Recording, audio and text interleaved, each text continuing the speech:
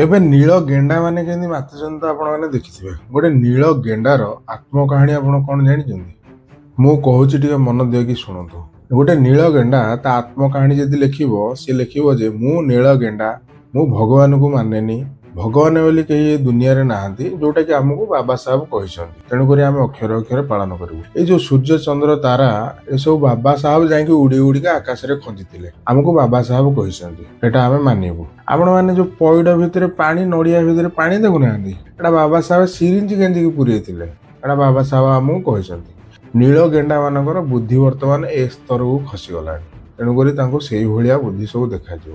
ମୁଲା ମାନଙ୍କୁ ବୋପା ମାନିବେ, ତାଙ୍କୁ ବାବା ସାହେବ କହିଛନ୍ତି। ହିନ୍ଦୁ ଦେବାଦେବୀଙ୍କୁ ଅପମାନିତ କରିବେ, ଏଟା ତାଙ୍କୁ ବାବା ସାହେବ କହିଛନ୍ତି। ଆଉ ବାବା ସାହେବ ତାଙ୍କୁ ବି ଏଇଟା କହିଛନ୍ତି। ସେମାନେ ମା ପେଟରୁ ଜନ୍ମ ହୋଇନାହାନ୍ତି, ବାବା ସାହେବ ତାଙ୍କୁ ଗାତ ଖୋଳିକି ବାହାର କରିଛନ୍ତି। ମାନେ ବାବା ସାହେବଙ୍କ ନାଁ ନେଇକି ଏନା ଫୁଲ ଗୁଣ୍ଡାଗିରି କରିବାରେ ମାତିଛନ୍ତି ନୀଳ ଗେଣ୍ଡା ମାନେ ନୀଳ ଗେଣ୍ଡା ମାନଙ୍କର ଉକାତ ଏତିକି ବଢିଗଲାଣି, ସେମାନେ ବ୍ରାହ୍ମଣ ସହିତ ନିଜକୁ ତୁଳନା କରୁଛନ୍ତି। ଗୋଟେ ଗୋଟେ ତ ନୀଳ ଗେଣ୍ଡା ଏମିତି ବି କହୁଛନ୍ତି ଯେ ଆମେ ବ୍ରାହ୍ମଣ ଘରେ ବାହା ହବୁ, ब्राह्मण झील को हमें बाहर करें ब्राह्मण के बेटे। अरे कैसे नहीं, क्या यार क्या कमी है यार हमारे अंदर? हर चीज का टैलेंट है हमारे अंदर, हर चीज का टैलेंट है, पढ़ने लिखे हुए हैं, हर चीज का टैलेंट। ब्राह्मण के बेटे क्या क्यों नहीं? अरे यार रोटी और बेटी संबंध नहीं हो सकता, हम इंसान नहीं है।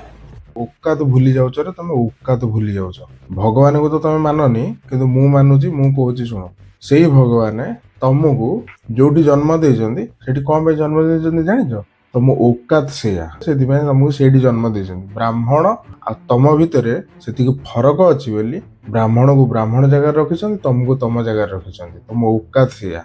आ तमे वर्तमान तम औकात सब देखौछ। तम औकात सब वर्तमान देखौछ, माने छोट बुद्धि आ छोट गुण। तम औकात कौन, तुम बर्तमान सेया देखौछ।